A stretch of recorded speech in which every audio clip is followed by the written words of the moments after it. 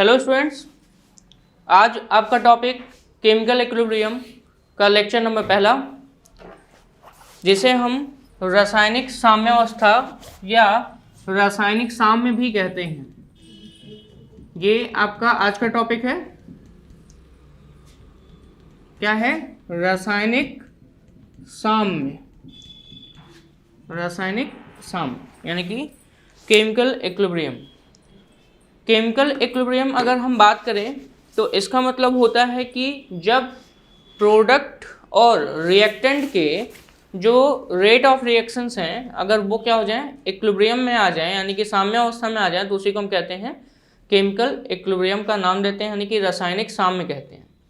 तो अगर इक्विलिब्रियम की बात करें तो ये एक तरीके से बैलेंस बनाने वाली कंडीशन है कि इक्विलिब्रियम वहाँ पे आता है जहाँ पे सारी चीज़ों में क्या हो जाए, बैलेंस हो जाए। तो अगर हम बात करें किसी केमिकल रिएक्शन की, किसी भी केमिकल रिएक्शन की अगर हम बात करें, ठीक है, मान लेते हैं हमारे पास क्या है, कोई केमिकल रिएक्शन हो रही है और उस केमिकल रिएक्शन में आपको पता ही है कि एरो के अगर लेफ्ट साइड देखें तो यहाँ पे इसको हम कहते हैं रिएक्टेंट्स, और यहीं पे इसके राइट साइड देखें तो इसको हम कहते हैं प्रोडक्ट्स।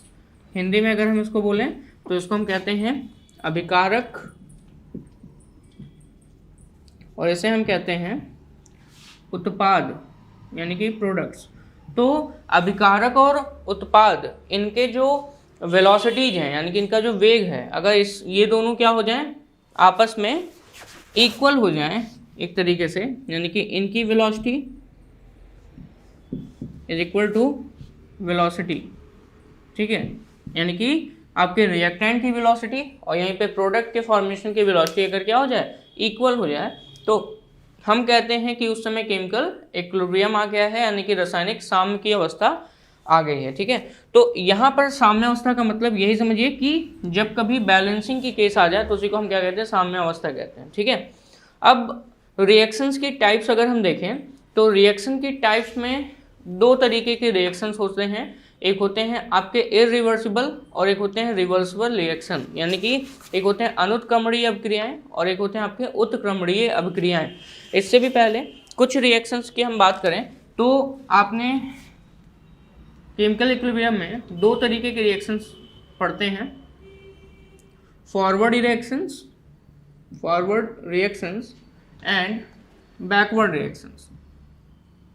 बैकवर्ड रिएक्शंस, यानी कि इनको हम कहते हैं अग्रगामी और पश्चगामी अभिक्रियाएं।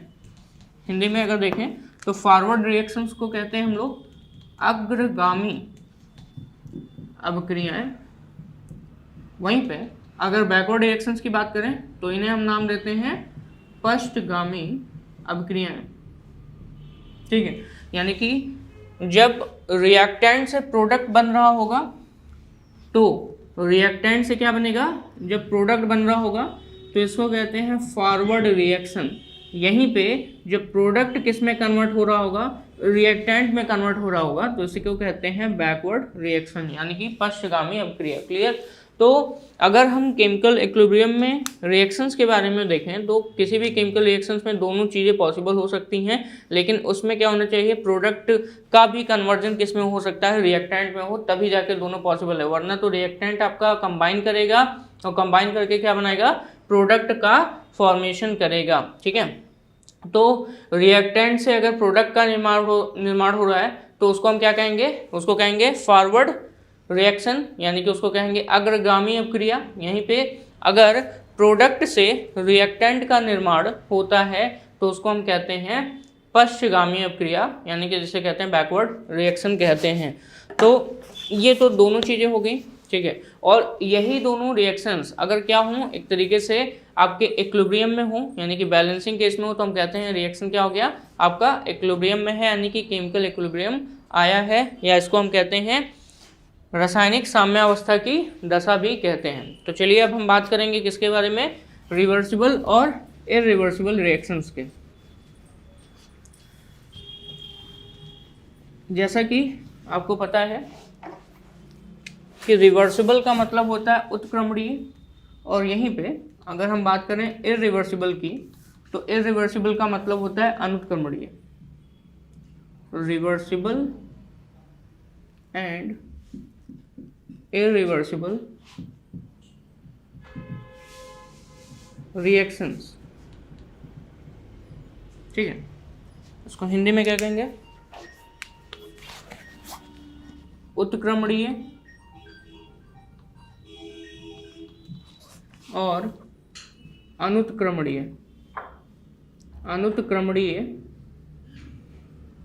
अभिक्रियाएं। ठीक है, क्या कहेंगे? उत्क्रमणीय और अनुत्क्रमणीय अभिक्रियाएं। तो ये तो बात हुई अभी रिएक्शंस के बारे में जिनको हमें बताना है। लेकिन अगर आपसे कोई पूछे कि केमिकल रिएक्शन किसे कहते हैं, यानी कि रासायनिक अभिक्रिया किसे कहते हैं, तो केमिकल रिएक्शंस एक ऐसा प्रोसेस है जिसमें रिएक्टेंट का कंसंट्रेशन क्या होता है? डिक्रीज करता है, और इसके थ्रू आपका जो प्रोडक्ट का कंसंट्रेशन है वो इंक्रीज करता है विथ टाइम। यानी कि chemical reaction is the process in which concentration of reactant decreases and the concentration of product increases with time. यानी कि समय के साथ जो अभिकारक हैं, यानी कि जिनसे मिलके प्रोडक्ट को बनना है, तो जो अभिकारक हैं इनका कंसंट्रेशन यानी कि सांद्रता समय के साथ घटता है, क्योंकि वो मिक्स होते हैं, उनसे प्रोडक्ट बनता है। ठीक है, वहीं पे जो प्रोडक्ट यानी कि जो उत्पाद का कंसंट्रेशन है, यानी कि जो सांद्रता है, वो क्या होती है?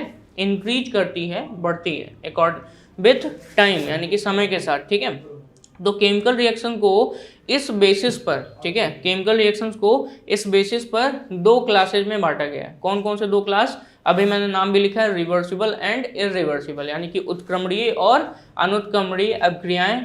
ये आपके दो क्लासेज हैं। किस बेसिस पर?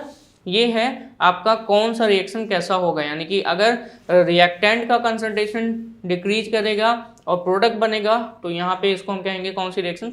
आपको सीधे सीधे फॉरवर्ड रिएक्शन। और अगर अपोजिट बन रहा है तो उसको हम कहेंगे बैकवर्ड रिएक्शन, जो कि मैंने अभी बताया था। और यहाँ पर चलिए बात करते हैं रिवर्सिबल रिएक्शन की।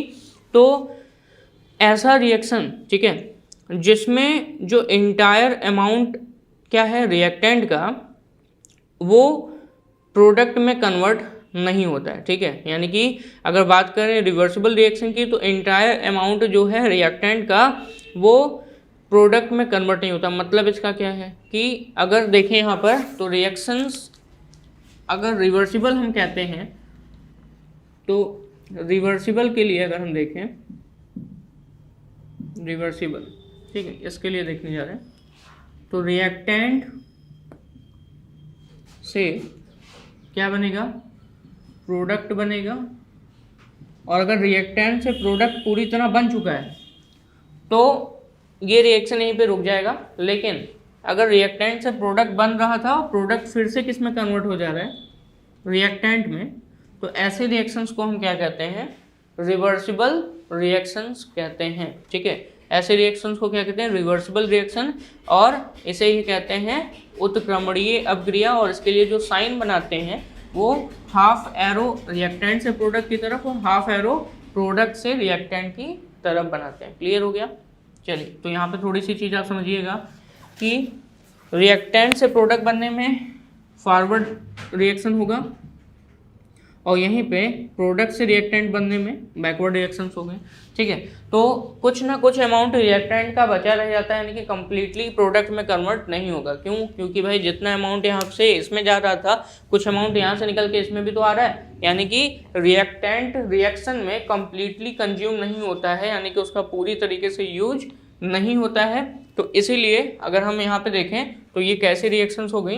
तो रिवर्सिबल रिएक्शन कहलाती हैं। ठीक है, अब यहाँ पे अगर हम कैरेक्टरिस्टिक्स की बात करें, यानी कि जो रिवर्सिबल रिएक्शंस हैं, यानी कि जो उत्क्रमणीय अभिक्रिया है, इनकी जो कैरेक्टरिस्टिक्स हैं, यानी कि जो विशेषताएं हैं, अगर इस पर ध्यान दें तो ये रिएक्शंस किसी भी तरफ से स्टार्ट हो सकती हैं। यानी कि these reactions can started from either side. Either side मतलब किसी भी साइड से। ठीक है, तो सबसे पहला अगर पॉइंट हम देखें इसके रिवर्सिबल रिएक्शंस की जो विशेषताएं हैं, यानी कि प्रॉपर्टीज के बारे में, प्रॉपर्टीज, ठीक है, वो भी किसके बारे में? रिवर्सिबल रिएक्शन के प्रॉपर्टीज। तो सबसे पहला रिएक्शन प्रॉपर्टी क्या है? Reversible reactions can be started from either sides. ठीक है, यानी कि ये कहाँ से, दोनों तरफ से क्या हो सकते हैं, स्टार्ट हो सकते हैं। ठीक है, मतलब रिएक्टेंट से प्रोडक्ट की तरफ भी जा सकते हैं और प्रोडक्ट से कहाँ पे, रिएक्टेंट की तरफ भी ये जा सकते हैं। तो इसीलिए हम इनको क्या बोलते हैं कि reversible reaction can be started from either sides, यानी कि दोनों तरफ से। नेक्स्ट अगर हम इसके प्रॉपर्टीज या कैरेक्टरिस्टिक्स पे ध्यान दें तो these reactions are never completed, मतलब अगर हम इन रिएक्शंस की बात करें तो ये रिएक्शंस कभी भी कंप्लीट नहीं होते हैं। क्यों? क्योंकि रिएक्टेंट से प्रोडक्ट में कन्वर्ट हो रहा है और प्रोडक्ट से फिर रिएक्टेंट में, यानी कि अभिकारक से उत्पाद, उत्पाद से फिर अभिकारक में बदलता रहता है। और इसी वजह से जो मेन बात है, इसी वजह से ये कभी भी कंप्लीट नहीं होता है, क्योंकि फिर से रिएक्टेंट से प्रोडक्ट में जाएगा, प्रोडक्ट से फिर रिएक्टेंट में कुछ अमाउंट चला आता है। तो these reactions are never completed। ठीक है, are never completed मतलब ये कभी भी कंप्लीट या पूर्ण रूप से नहीं होते हैं, यानी कि प्रोडक्ट जो है फाइनली नहीं बनेगा, और बनेगा भी मतलब जो प्रोडक्ट बनता है वो तो ठीक है, लेकिन ये पूरी तरीके से प्रोडक्ट का फॉर्मेशन नहीं करते हैं कि रिएक्शन स्टॉप हो जाए। ठीक है, इनको हम अलग तरीके से रोकते हैं। ठीक है, तो ये तो बात हुई आपके these reactions are never complete. ठीक है, यहीं पे अगर हम बात करें तो इन रिएक्शंस के पास स्टेट ऑफ इक्विलिब्रियम पाने की टेंडेंसी होती है। ठीक है, यानी कि स्टेट ऑफ इक्विलिब्रियम पाने की टेंडेंसी का मतलब इनमें दोनों तरफ के जो वेलोसिटीज हैं वो इक्वल हो सकते हैं, यानी कि अगर हम यहाँ पे बात करें तो रेट ऑफ रिएक्शन दोनों तरफ से क्या हो सकता है, इक्वल हो सकता है। ठीक है, तो यहाँ पे ऐसी रिएक्शंस यानी कि जिनको हम कहते हैं रिवर्सिबल रिएक्शन, उनमें इक्विलिब्रियम स्टेट पाने की टेंडेंसी पाई जाती है। तो यहाँ पे हम नेक्स्ट पॉइंट भी लिख सकते हैं इसके प्रॉपर्टीज का, हैव टेंडेंसी टू अटेन का मतलब होता है प्राप्त करना, to attain, have tendency to attain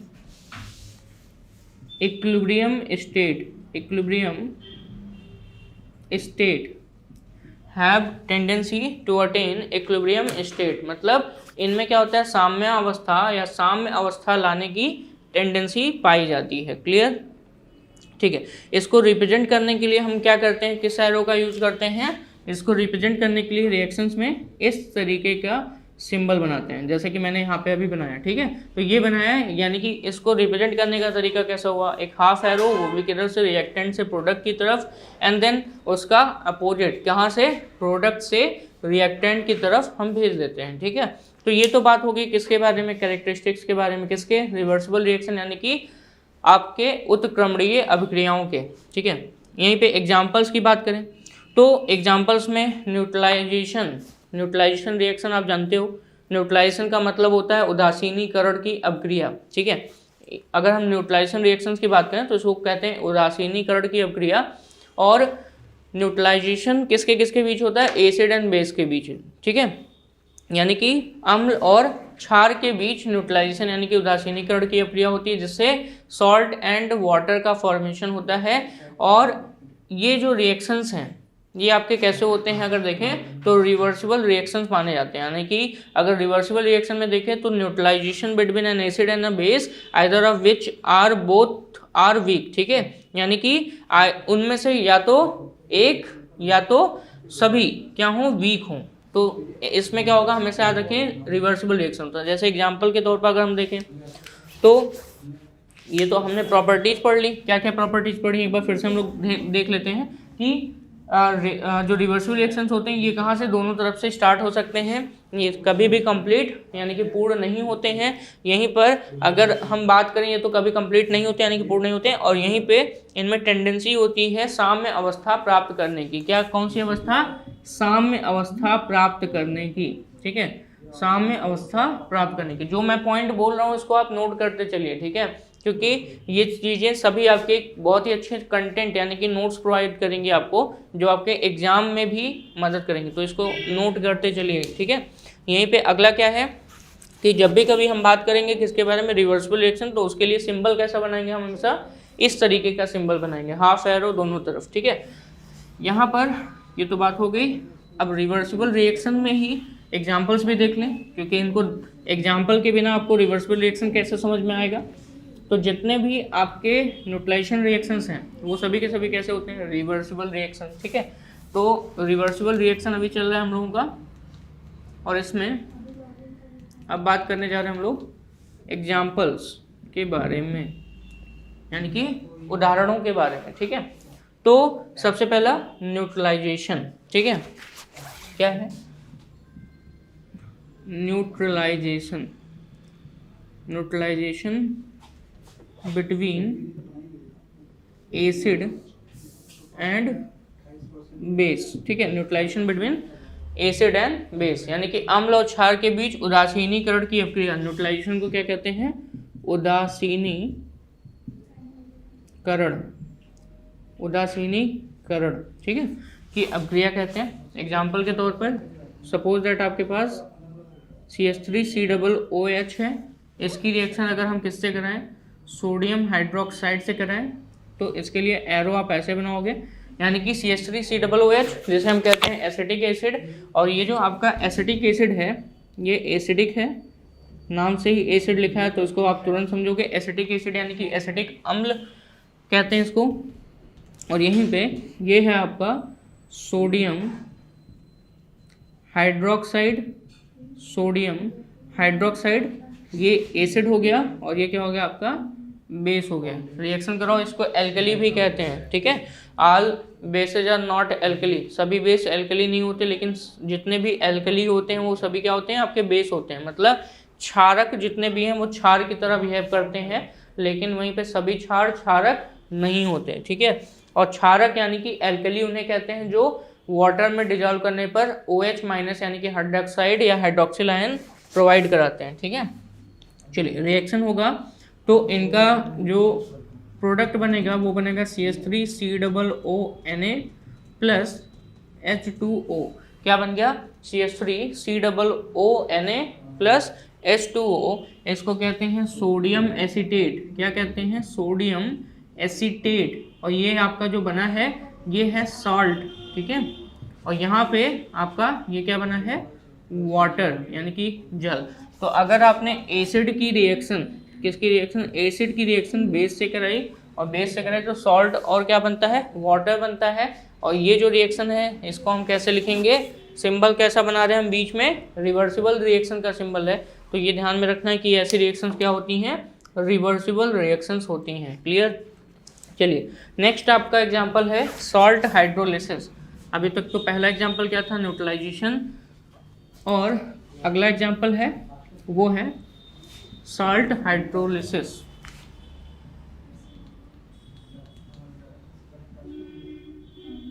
hydrolysis, salt hydrolysis. ठीक है, यानी कि जो आपके सॉल्ट हैं इनका हाइड्रोलिसिस हम कराने जा रहे हैं। ठीक है, तो अगर हम सॉल्ट हाइड्रोलिसिस की बात करें तो किसी भी सॉल्ट का हाइड्रोलिसिस कराना भी एक तरीके से क्या है? आपका कैसा रिएक्शन है यहाँ पर? वो होगा आपका रिवर्सिबल रिएक्शन। सपोज दैट आपके पास फेरिक क्लोराइड है और फेरिक क्लोराइड का हम वाटर से रिएक्शन करा रहे हैं। किससे रिएक्शन करा रहे हैं? वाटर से रिएक्शन करा रहे हैं। तो यहाँ पे FeCl3 की रिएक्शन किससे करा रहे हैं हम लोग? वाटर से करा रहे हैं। और ऐसे समय में जो आप यहाँ पे सिंबल बनाओगे तो ये सिंबल आपका कैसा होगा? रिवर्सिबल का सिंबल होगा। और क्या प्रोडक्ट बनेगा वो आपको पता है कि H और H प्लस और Cl माइनस कंबाइन करके HCl बना लेते हैं, और बाकी बचा OH माइनस और Fe के साथ मिलकर के हाइड्रोक्साइड, यानी कि FeOH का होल ट्रायस में कन्वर्ट हो जाएगा। ठीक है, इन सब का नाम अगर हम देखें तो FeCl3 को कहते हैं फेरिक क्लोराइड। क्या कहते हैं? फेरिक क्लोराइड कहते हैं। वाटर से रिएक्शन कराया, आपका बना है फेरिक हाइड्रोक्साइड। क्या बना है? Ferric hydroxide. ठीक है, और साथ ही साथ हाइड्रोक्लोरिक एसिड यानी कि HCl, जिसको हम कहते हैं हाइड्रोक्लोरिक अम्ल का भी नाम देते हैं। ठीक है, तो ये आपका सॉल्ट हाइड्रोलिसिस का एग्जांपल था। देन आपका थर्मल डिकम्पोजिशन। थर्मल डिकम्पोजिशन भी आपके कैसे होते हैं? रिवर्सिबल रिएक्शंस के अंतर्गत आते हैं। जैसे कि अगला हम यहाँ पे बताने जा रहे हैं थर्मल डिकम्पोजिशन। यहाँ पे एक बात ध्यान में रखिएगा, हाइड्रोलिसिस का मतलब होता है यहाँ पे वाटर से रिएक्शन करा देना, ठीक है। और वाटर से रिएक्शन कराने पर वो टूट जाते हैं, विघटित हो जाते हैं, या वो क्या हो जाते हैं, उनका लिसिस हो जाता है, इसलिए नाम क्या, सॉल्ट हाइड्रोलिसिस। हाइड्रो मतलब वाटर का यूज करने से अगर लिसिस यानी कि उसका विघटन हो तो उसे हम कहते हैं सॉल्ट हाइड्रोलिसिस। क्लियर। चलिए अगला है आपका सॉल्ट हाइड्रोलिसिस के बाद thermal decomposition. Thermal decomposition. Thermal decomposition इसको कहते हैं उष्मीय विघटन का नाम देते हैं। थर्मल डिकम्पोजिशन को उष्मीय विघटन का नाम देते हैं। क्लियर। तो यहाँ पर अगर हम थर्मल डिकम्पोजिशन की बात करें, जैसे हम कहते हैं उष्मीय विघटन, तो ये भी एक तरीके का कैसा रिएक्शन आपका रिवर्सिबल रिएक्शन है, जैसे हम कहते हैं उत्क्रमणीय अभिक्रिया भी कहते हैं। एग्जाम्पल के तौर पर अगर हम बात करें PCl5, तो PCl5 को हम यहाँ पे रिवर्सिबल रिएक्शन का साइन दिखाएंगे। और इस समय आपका जब डिकम्पोजिशन होगा PCl5 का, तो ये दो पार्ट में बटेगा, PCl3 और Cl2। किस पार्ट में, PCl3 और Cl2। और दोनों आपके जो कॉम्बिनेशंस हैं वो सभी के सभी क्या हैं, गैस हैं। ये भी क्या है, गैस है, ये भी आपका गैस है, और ये भी गैसियस स्टेज में है, ठीक है। तो यहाँ पे PCl3 का हमने क्या किया है, थर्मल डिकम्पोजिशन सॉरी। तो यानी कि फास्फोरस पेंटाक्लोराइड का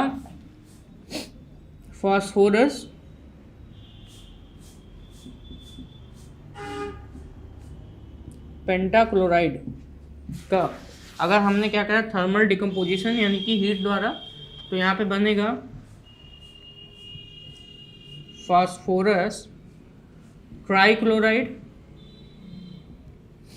ठीक है, और साथ ही साथ क्लोरीन गैस का फॉर्मेशन होगा, ठीक है। तो ये हो गया आपका थर्मल डिकम्पोजिशन। और ये भी रिएक्शन कैसी हैं, आपकी उत्क्रमणीय अभिक्रिया वाली हैं, यानी कि रिवर्सिबल रिएक्शंस के अंतर्गत आती हैं। नेक्स्ट अगर यहाँ पे देखें एग्जांपल, तो एस्टरीफिकेशन। एस्टरीफिकेशन को हिंदी में कहते हैं एस्टरीकरण। एस्टर का फॉर्मेशन एस्टरीकरण कहलाता है, ठीक है। तो चलिए अगला हम एग्जाम्पल यहाँ पे बताते हैं, वो क्या है आपके एस्टरीफिकेशन। एस्टरीफिकेशन जिसे हम कहते हैं एस्टरीकरण,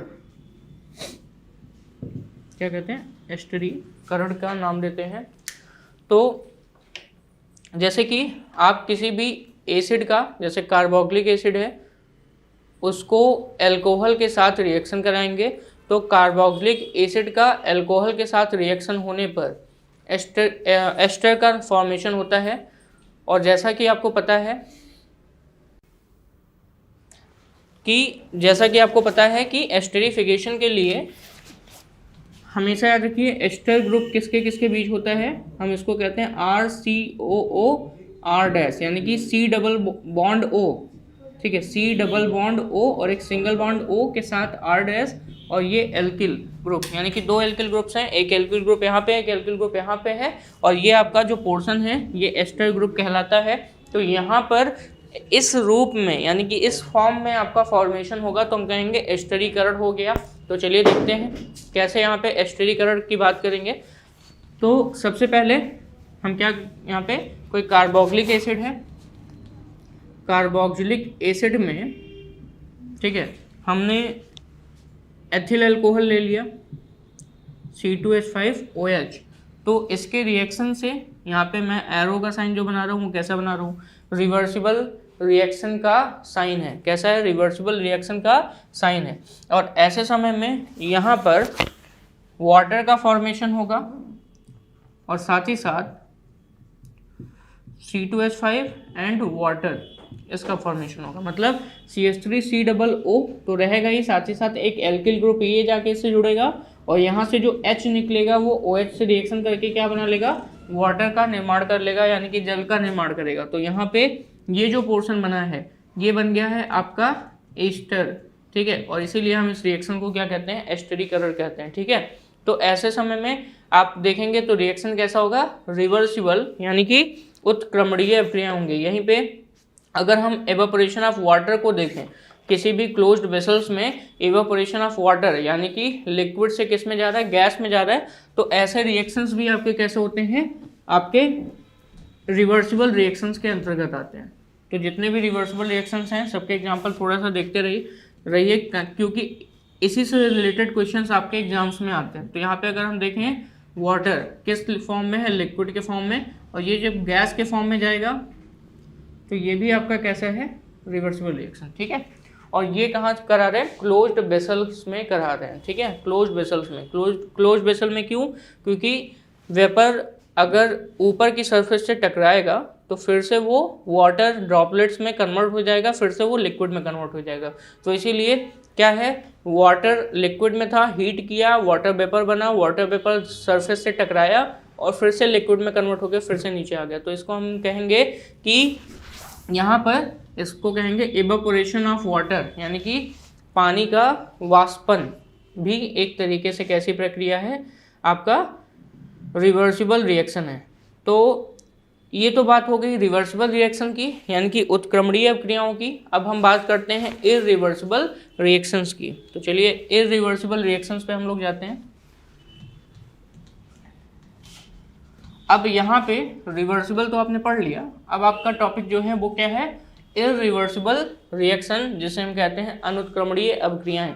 तो अनुत्क्रमणीय अभिक्रियाओं में अगर हम देखें तो रिएक्टेंट का जो पूरा अमाउंट होता है वो किस में कन्वर्ट हो जाता है, प्रोडक्ट्स में कन्वर्ट हो जाता है। मतलब अभिकारक का जो पूरा अमाउंट है, यानी कि उसका जो एक तरीके से जितना भी मात्रा है वो किस में कन्वर्ट हो जाएगा, प्रोडक्ट में कन्वर्ट हो जाएगा। लेकिन अभी मैंने इससे पहले आपको रिएक्टेंट में बताया था, रिवर्सिबल रिएक्शन में बताया था कि जो रिएक्टेंट है उसका पूरा अमाउंट किस में कन्वर्ट नहीं होता, प्रोडक्ट में कन्वर्ट नहीं होता। क्यों, क्योंकि प्रोडक्ट भी यहाँ पे क्या कर रहता है, रिएक्टेंट बनाता रहता है। मतलब एक तरीके से अगर हम रिवर्सिबल रिएक्शन की बात करें, रिवर्सिबल यानी कि उत्क्रमणीय जो इससे पहले पढ़ा है, तो रिएक्टेंट से प्रोडक्ट बन रहा था और प्रोडक्ट से फिर क्या बन रहा था, रिएक्टेंट। तो इसलिए इसका कुछ अमाउंट बचा रहता है और ये रिएक्शन कभी कंप्लीट नहीं होते हैं। उसी से कंपेयर करके अगर आप इसको देखेंगे तो इररिवर्सिबल रिएक्शंस में रिएक्टेंट से प्रोडक्ट का फॉर्मेशन अगर हो रहा है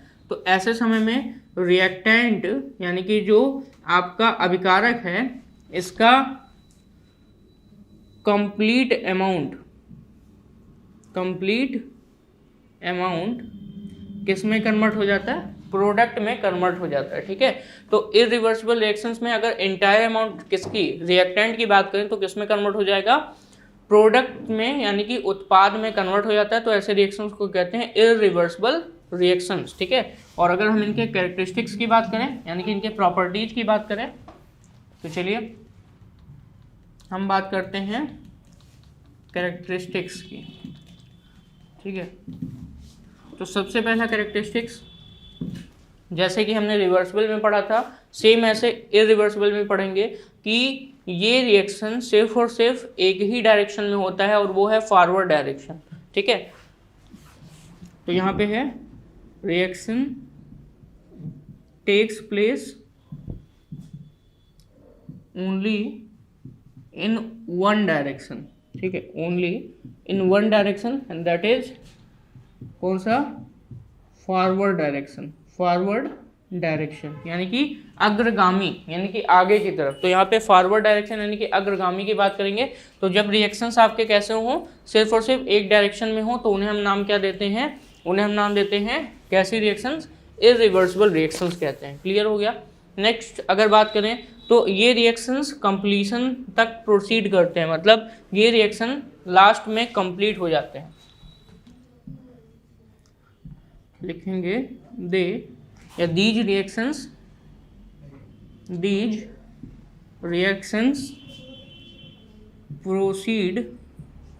प्रोसीड टिल कंप्लीशन, यानी कि पूरे होने तक ये रिएक्शंस क्या होते हैं, प्रोसीड करते हैं। ठीक है, मतलब ऐसी रिएक्शंस कंप्लीट हो जाती हैं। और यहीं पे अगर हम इररिवर्सिबल रिएक्शंस की बात करें तो ऐसे समय में जो गिब्स एनर्जी यानी कि गिब्स फ्री एनर्जी का जो चेंज है, ठीक है, थर्मोडायनेमिक्स का एक टर्म है जिसे हम कहते हैं डेल्टा जी। तो गिब्स फ्री एनर्जी का जो चेंज है वो लेस देन कितना होता है, 0 होता है। ठीक है, इररिवर्सिबल रिएक्शंस के लिए, for irreversible reaction delta G is less than 0, delta G is less than 0, यानी कि यहाँ पे बोलते हैं इसको change in Gibbs free energy, इसको कहते हैं change in Gibbs free energy, यानी कि गिब्स की मुक्त ऊर्जा, क्या कहते हैं, गिब्स की मुक्त ऊर्जा में परिवर्तन, ये कितना होता है, लेस देन 0, यानी कि 0 से कम, यानी कि नेगेटिव वैल्यू इसकी होती है। इसको जब भी कभी रिप्रेजेंट करते हैं तो रिप्रेजेंट करने का तरीका सीधे सीधे एक एरो दिखाते हैं और उसमें एरो का जो टेल होगा वो होगा रिएक्टेंट की तरफ, और यहीं पे जो हेड होगा वो किधर होगा, यहाँ पे वो होगा प्रोडक्ट की तरफ, यानी कि उत्पाद की तरफ। तो इररिवर्सिबल रिएक्शंस की अगर हम बात करें तो इसमें सीधे सीधे आप ये समझेंगे कि entire amount of reactant converts into product, यानी कि जो आपके अभिकारक हैं उसका पूरा अमाउंट किस में कन्वर्ट हो जाता है, प्रोडक्ट में कन्वर्ट हो जाता है। ठीक है, यहीं पर अगर इनके कैरेक्टरिस्टिक्स की बात करें तो सिर्फ और सिर्फ एक डायरेक्शन में जाएगा, वो भी कौन सा, फॉरवर्ड डायरेक्शन। ठीक है, यहीं पे कंप्लीट हो जाती है रिएक्शंस। तीसरी है इरिवर्सिबल रिएक्शन में जो change in Gibbs free energy है वो कितना होता है, लेस देन 0, यानी कि नेगेटिव वैल्यू होती है। और यहीं पे रिएक्टेंट किस में कन्वर्ट हो जाता है, प्रोडक्ट में। तो उसके लिए सिंबल कैसा बनाते हैं इस रिएक्शन में, एरो का साइन बनाते हैं। क्लियर हो गया। चलिए एग्जाम्पल्स की बात कर ले। ठीक है, तो एग्जाम्पल्स की अगर हम बात करें तो जैसे कि न्यूट्रलाइजेशन रिएक्शन, इससे पहले हमने आपको किस में बताया था, आपके न्यूट्रलाइजेशन रिएक्शन इससे पहले हमने बताया था रिवर्सिबल रिएक्शन में। सेम ऐसे आपका जो न्यूट्रलाइजेशन रिएक्शन है, जैसे हम कहते हैं उदासीनीकरण की अभिक्रिया, वो आपका किस में है, इररिवर्सिबल रिएक्शंस में है। तो जब भी कभी स्ट्रॉन्ग एसिड और स्ट्रॉन्ग बेस के बीच, यानी कि जब भी कभी आपका जो स्ट्रॉन्ग एसिड है, यानी कि जिसकी एसिड जो है वो उच्च सांद्रता का है, या एक तरीके से प्रबल अम्ल और प्रबल क्षार बोल सकते हैं हम उसको, तो प्रबल अम्ल और प्रबल क्षार के बीच जब भी कभी न्यूट्रलाइजेशन यानी कि उदासीनीकरण की अभिक्रिया होगी तो ऐसी रिएक्शंस हमेशा कैसी होंगी, इररिवर्सिबल रिएक्शन होंगी। ध्यान दीजिएगा, इससे पहले जो हमने रिवर्सिबल में न्यूट्रलाइजेशन का एग्जाम्पल दिया था, ध्यान दीजिएगा, रिवर्सिबल में हमने जो न्यूट्रलाइजेशन का एग्जाम्पल दिया था उसमें हमने क्या, कौन सा एग्जाम्पल दिया था आपको, CH3COOH, ये एसिड हो गया जिसको एसिटिक एसिड कहते हैं, सोडियम हाइड्रोक्साइड से रिएक्शन कराया था। और ऐसे समय में ये आपका क्या हो गया था, CH3COONA जिसको कहते हैं सोडियम एसीटेट, और साथ ही साथ यहाँ पे बन रहा था आपका वाटर। तो ये जो CH3COOH है ये होता है वीक एसिड। क्या है ये, वीक एसिड है, यानी कि दुर्बल अम्ल है। यहीं पे NaOH जो है आपका, ये है आपका स्ट्रॉन्ग बेस है। तो यहाँ पे एक वीक एसिड है और एक स्ट्रॉन्ग, यानी कि वीक और स्ट्रॉन्ग का कॉम्बिनेशन है। तो वीक और स्ट्रॉन्ग का कॉम्बिनेशन हमेशा रिवर्सिबल रिएक्शन देगा। लेकिन अब हम क्या पढ़ने जा रहे हैं, अब हम पढ़ने जा रहे हैं इररिवर्सिबल रिएक्शंस के एग्जांपल्स जिसमें भी न्यूट्रलाइजेशन रिएक्शन आते हैं। और अगर हम इनके एग्जांपल्स पे जाएं तो पहला यहाँ पे हम बात कर रहे हैं किसके बारे में, neutralisation reaction.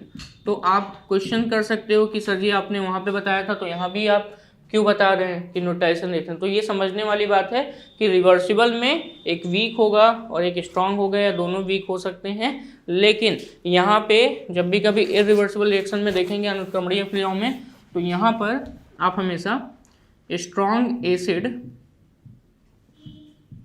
And strong base के बीच जब रिएक्शन होगा तो ये इररिवर्सिबल होगा।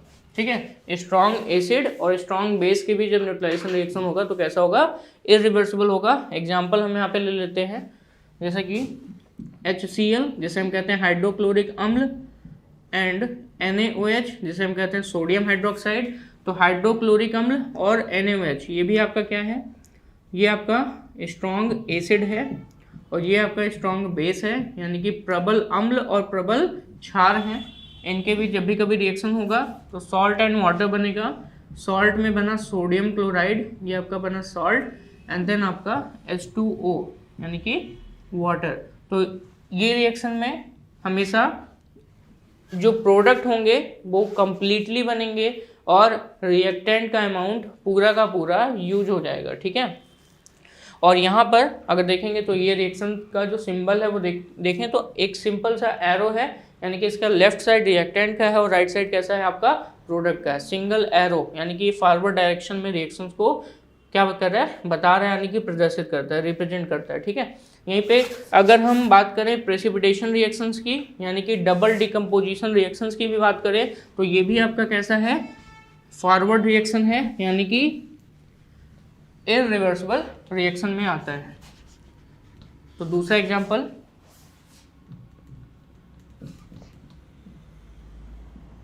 डबल डिकम्पोजिशन और प्रेसिपिटेशन,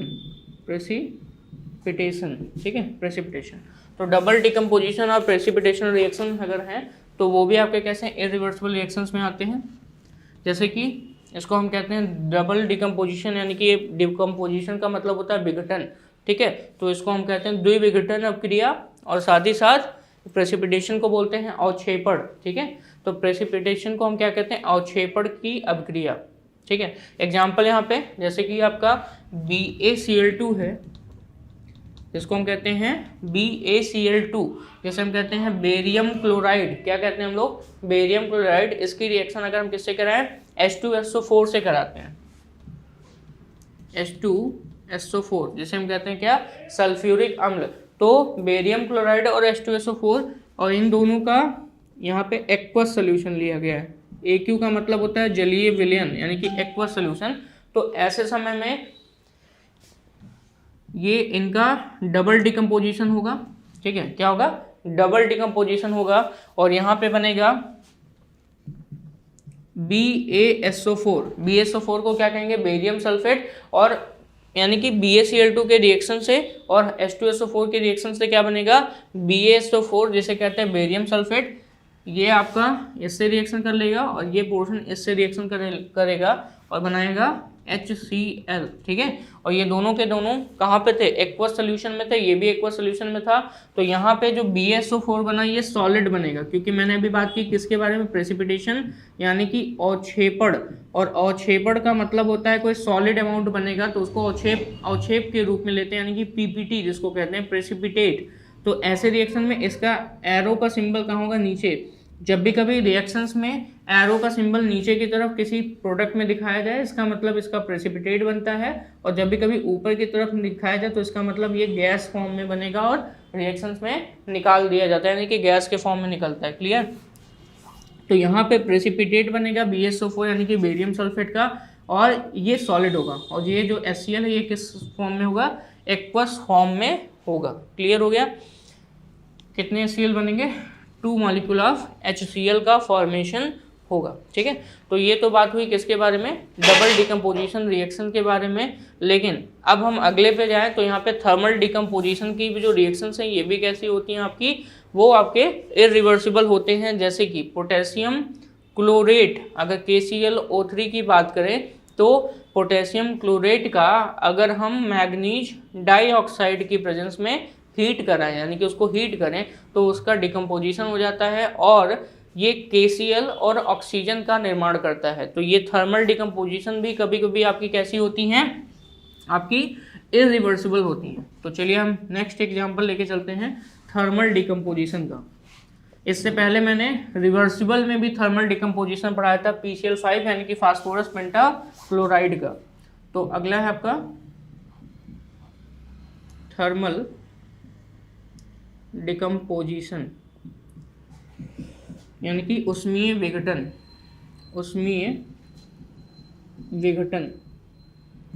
ठीक है। चलिए एग्जाम्पल,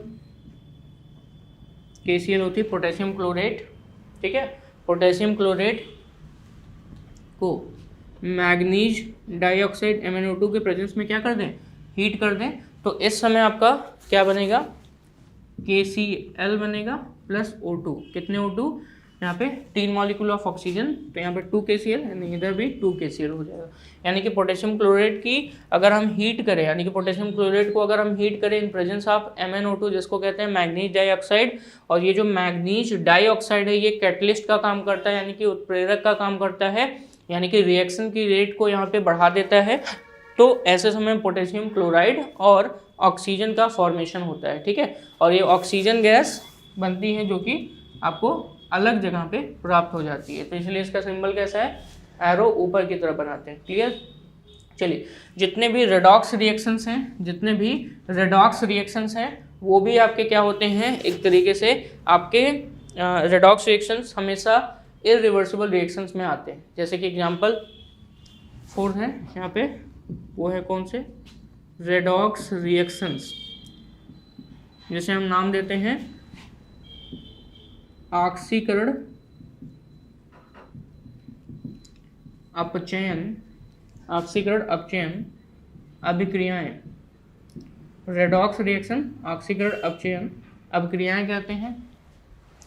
तो ऑक्सीकरण अपचयन अभिक्रियाओं में हमेशा फॉरवर्ड डायरेक्शन में क्या होता है, रिएक्शन होता है, यानी कि फॉरवर्ड डायरेक्शन में रिएक्शन होगा, ठीक है। एग्जांपल की बात करें तो जैसे कि SnCl2 की रिएक्शन हम किससे करा देते हैं, FeCl3 से। SnCl2 की रिएक्शन FeCl3 से कराते हैं, यानी कि स्टेनस क्लोराइड का रिएक्शन हम किससे करा रहे हैं, आपके FeCl3 यानी कि फेरिक क्लोराइड से कराते हैं। तो ऐसे समय में Fe पे +3 चार्ज है तो इसका रिडक्शन होगा, किस में चला जाएगा, +2 में। यहीं पे Sn पे +2 चार्ज है तो इसका ऑक्सीडेशन होगा और ये किस में चला जाएगा, Sn+4 में, ठीक है। तो यहाँ पे इनकी रिएक्शंस अगर देखें तो SnCl2 will convert into SnCl4 and here FeCl3 will be converted into FeCl2, ठीक है। तो यहाँ पे SnCl2 की अगर बात करें तो इसको हमने क्या लिख सकते हैं, इसको लिखते हैं टिन सेकेंड क्लोराइड, यहाँ पे इसको लिखते हैं आयरन थर्ड क्लोराइड, यहाँ पे ये कन्वर्ट होगा टिन 4 क्लोराइड में, और यहीं पर ये कन्वर्ट होगा आयरन सेकेंड क्लोराइड में, ठीक है। तो ये तो बात हो गई आपके किसके बारे में, ऑक्सीकरण अपचयन अभिक्रियाओं के बारे में, ठीक है। तो सेकंड से ये किसमें, +4 में जा रहा है, तो ये इसका क्या हो रहा है, ऑक्सीडेशन, और यहीं पे ये +3+ से किसमें 2+ में जा रहा है, यानी कि इसका रिडक्शन हो रहा है। और आपको पता है रिडक्शन का मतलब होता है ऑक्सीडेशन नंबर डिक्रीज करना लेफ्ट टू राइट, वहीं पे ऑक्सीडेशन का नंबर होता है ऑक्सीडेशन नंबर इंक्रीज करना फ्रॉम लेफ्ट टू राइट। तो ये आज के इस लेक्चर में अगर हम देखें तो आज का जो टॉपिक था केमिकल इक्विलिब्रियम का लेक्चर नंबर पहला, जिसमें हमने आपको chemical reactions, forward and backward reactions और साथ ही साथ 2 तरीके के रिएक्शंस के बारे में बताया। कौन कौन से 2 रिएक्शंस आपके कौन कौन से, रिवर्सिबल और इरिवर्सिबल, जिनके एग्जांपल्स भी मैंने आपको बताया। इन एग्जांपल्स को आप ध्यान से पढ़िए ताकि इससे जो रिलेटेड क्वेश्चंस आते हैं आपके एग्जाम्स में वो आप अच्छे से कर सकें।